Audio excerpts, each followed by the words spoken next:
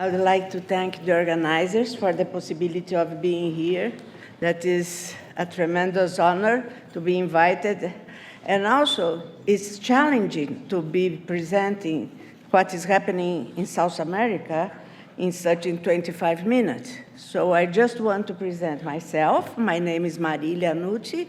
I work for the Brazilian Agriculture Research Corporation. I am a food engineer with background in nutrition, and the last 30 years I have been working with agriculture for nutrition and health.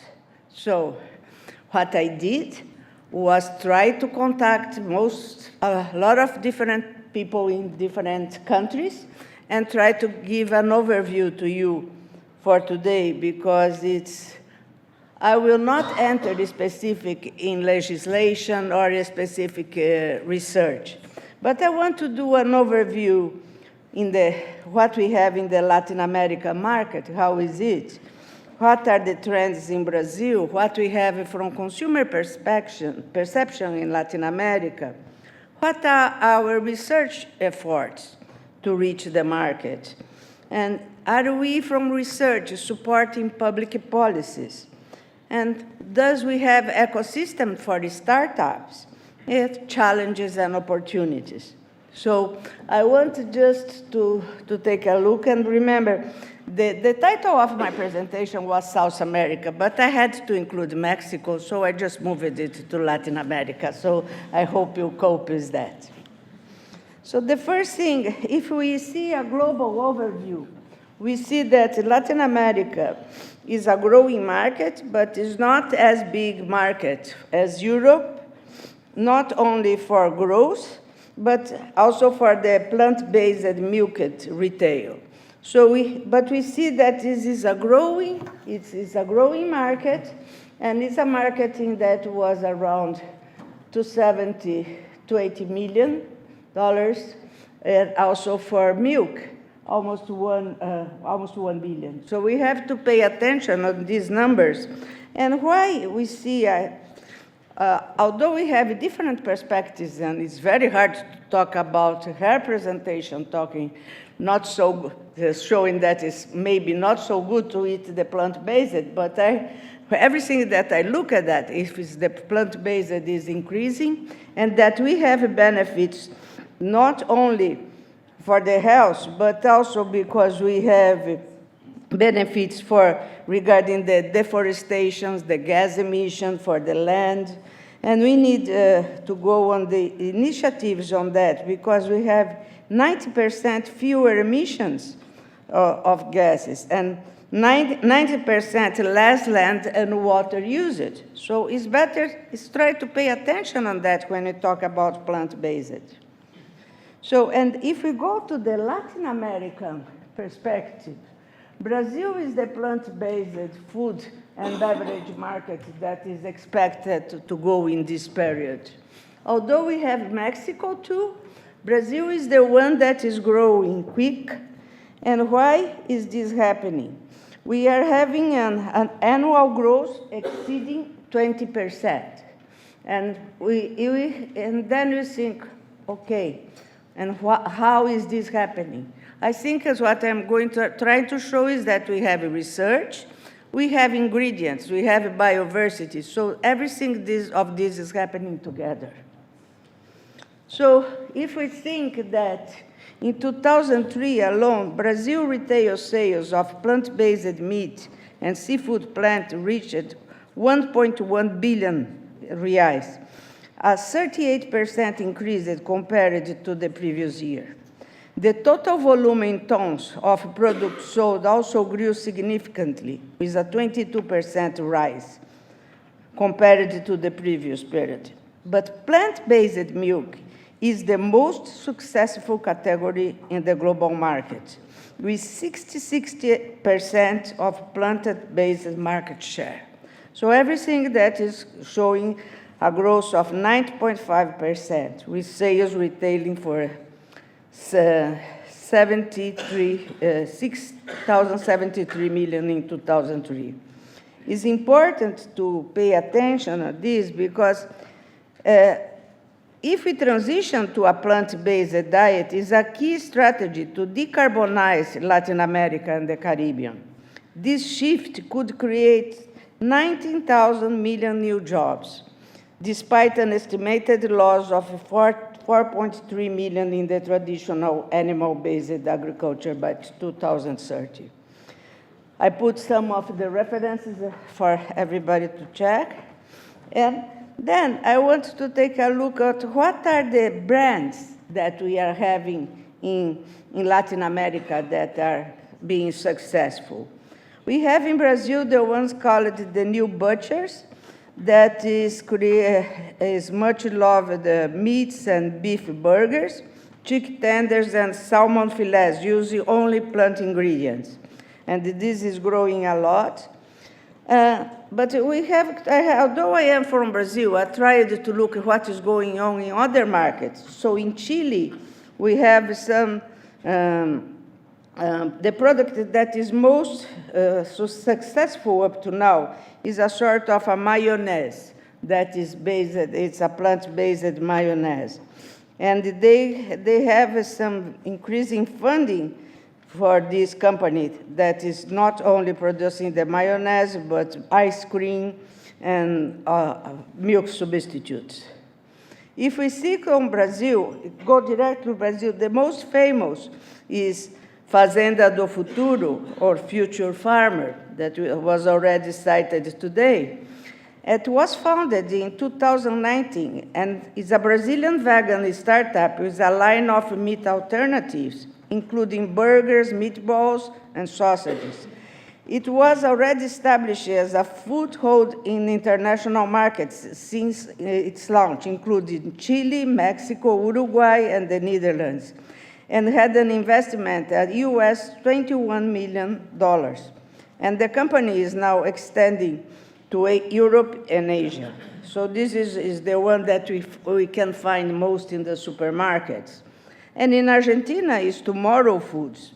Tomorrow Foods was a startup also that developed a range of plant-based protein isolates derived from non-GMO plant crops sourced local in Latin America, like Latin rice, Latin pea, Latin chicken pea, and Latin mung, and that are designed to be easily incorporated in the major manufacturers.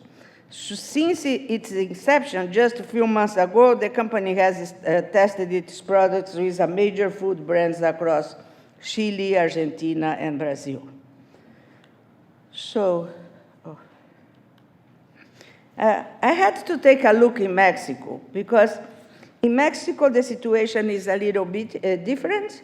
The thing that is most sold, it's pasta with rice and quinoa. So I know the Italian friends will say pasta is not with rice, but it's okay. I am also from an Italian background, and I agree, but I think we have some substitutes of pasta that can be is a rice and quinoa without gluten, or penne with vegetables without gluten. You see, it's funny. I wanted to bring this here to you to see. It's amazing that why pasta is increasing in Mexico. You see these different sources of pasta. Anyway, this is I found that they were the most sold, but also there is a look for Mexican dishes, like vegetarian dishes, options, vegetarian dishes for the cheese. A very typical Oaxaca cheese is Mexican. So tortillas made of oats, another type of cheese. All of these vegetable options of traditional Mexican plate. So this was also interesting to note. And before I enter in what I found on the differences in nutrition, but if we see in the market, what are the perspectives? We see that we have a growth market. For instance, in Chile, it was almost 12% of the total food market. and is also expanding in Argentina and Brazil. We have a consumer's awareness of animal cruelty, environmental concerns, health reasons, and lactose intolerance, growing interest in vegan and dairy alternatives. We have challenges. The biggest challenge is price. Price competitiveness with traditional animal-based food products. Innovation and product diversification. For instance, I was checking some the supermarkets here in Europe. You don't have a huge difference in price for the vegetarian and the and the traditional beef or the other things. For us, it's almost twice as much, and sometimes it's even higher than twice as much. So you really need to want to eat that and afford to eat. So it's still something to be explored.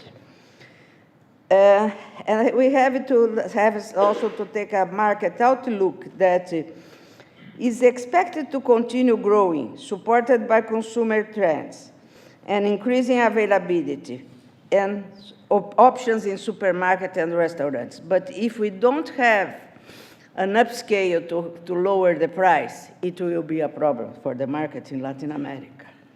In Brazil, what we have in some plant-based food trends, we have the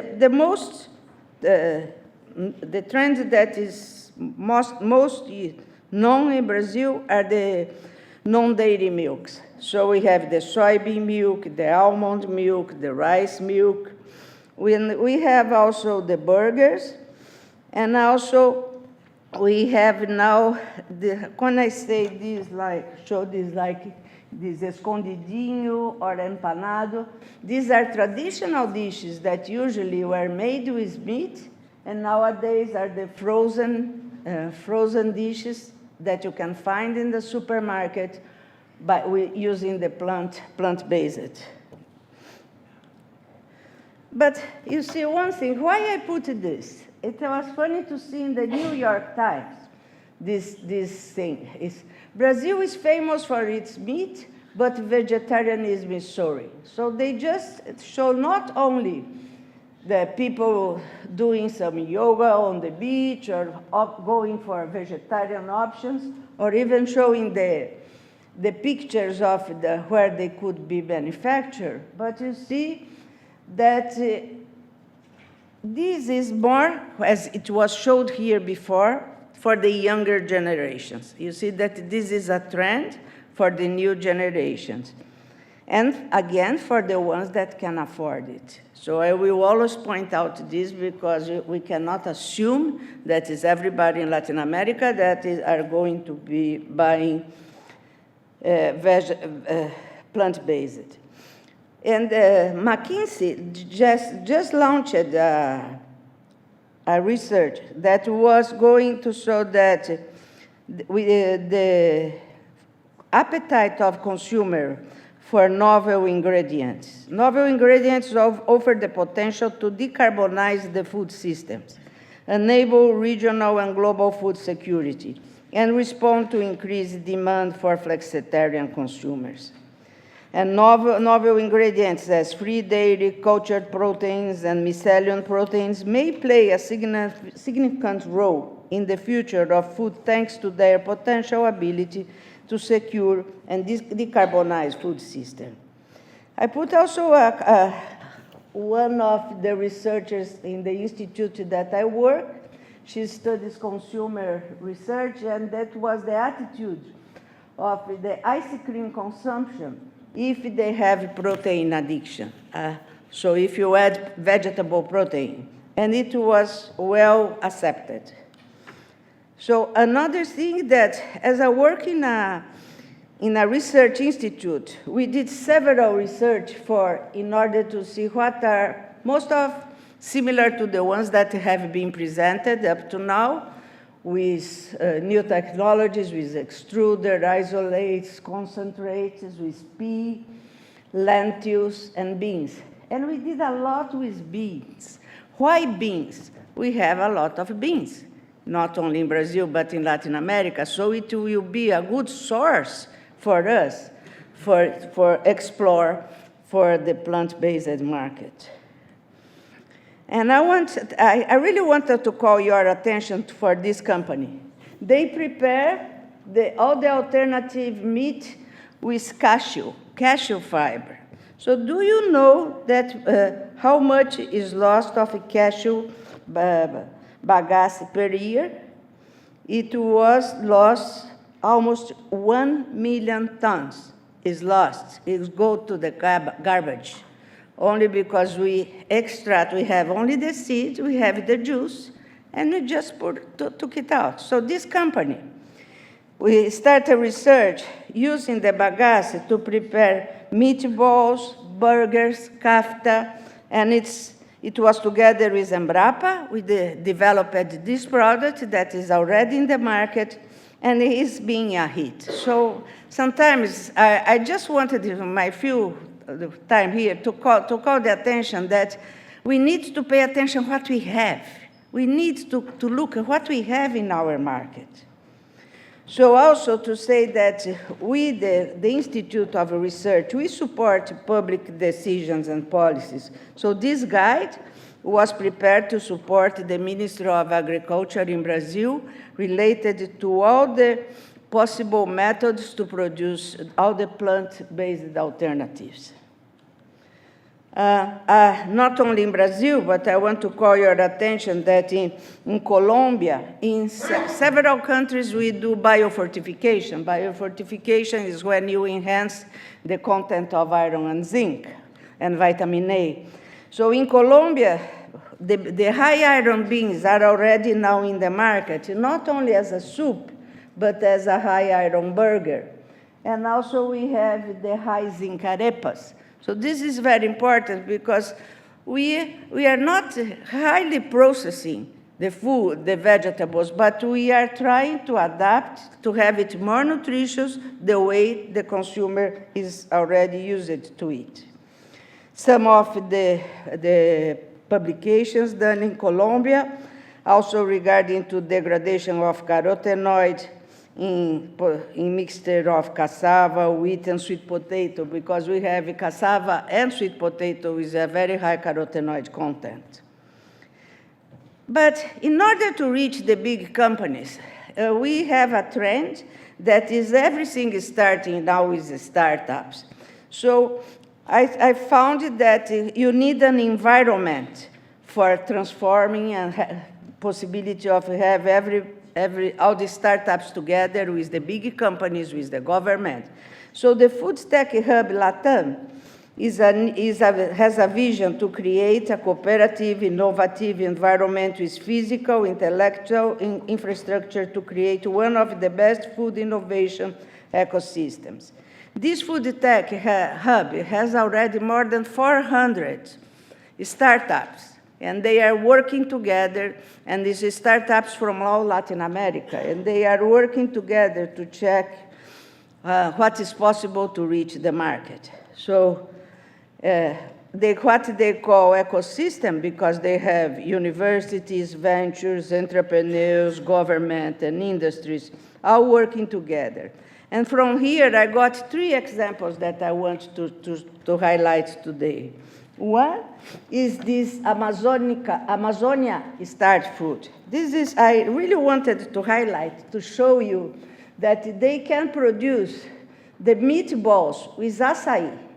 You know, everybody knows acai from the juice, and that is nice, it's famous, the surfers like, and it's famous from the Amazon. But this company, they started working with the small producers, and nowadays they are reaching and benefiting more than 1,500 people in there. And also working with tucuman. Tucuman is a fruit from the Amazon that's very high in carotenoid content. So this sort of startups, you see, this is the Via Crucis they have to, when they started, and have to show, to come to Europe, to get some grants, to present the food. And nowadays, they went to Cial, and nowadays they are becoming really a good example that we can use our Amazon fruits and Another one that is a startup is also for ingredients, where they use the different ingredients as passiflora and lupulus and all the other things in order to have colorants and bioactives. This is also a startup that started linked to the University of Campinas. They do everything by supercritical extraction, and also is doing quite a well-done job in the market.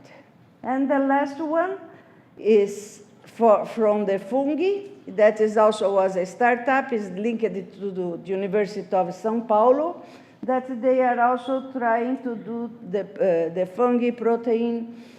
They started from the concept note, the equipment, and now they are already acquiring the bioreactors. So what are my last remarks? We have challenges and we have opportunities in Latin America. We have research, we have legislation, we have government, but we need to pay attention in price.